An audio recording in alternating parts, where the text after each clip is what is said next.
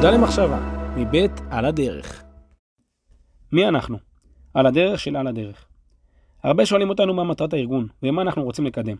זו שאלה מצוינת, והגיע הזמן לענות עליה בצורה מסודרת. בתקופה האחרונה ישנם שני קולות שנשמעים ברשת.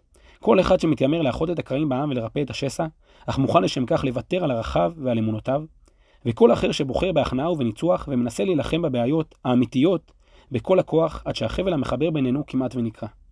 השטח מבקש קול אחר. קול שמציג עמדה ברורה, עם עמוד שדרה ערכי חזק ויציב, שלא מוותר על ערכיו ואמונותיו ושנאבק בנחישות על הדרך. ויחד עם זה, קול שלא מוכן לוותר על הקשר עם כל חלקי העם, שמאמין בטוב ובוחר להעצים אותו, שמבין שלמציאות מורכבת מוכרחת שתהיה התייחסות מורכבת.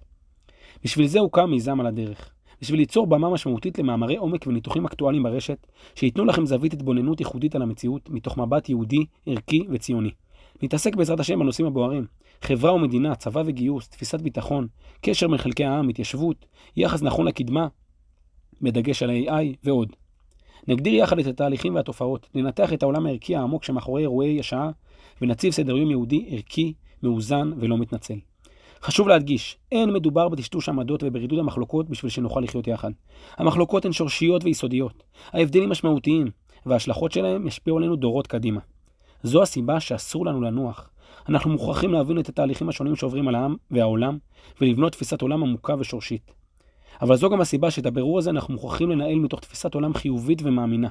כזו שלא מאבדת כיוון ושלא יוצאת מהכלים גם כשהמציאות חסרה וכואבת. אסור לנו להיבהל. אנחנו צריכים לפעול בשיקול דעת, באחריות ובלי לוותר על האמת.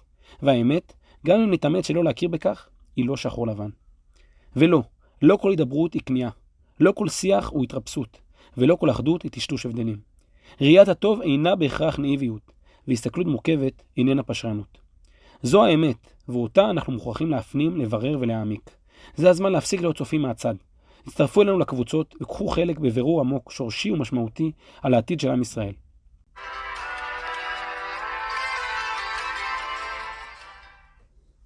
רוצים לשמוע עוד? מוזמנים לעקוב אחרי הערוץ ולשתף עם חברים.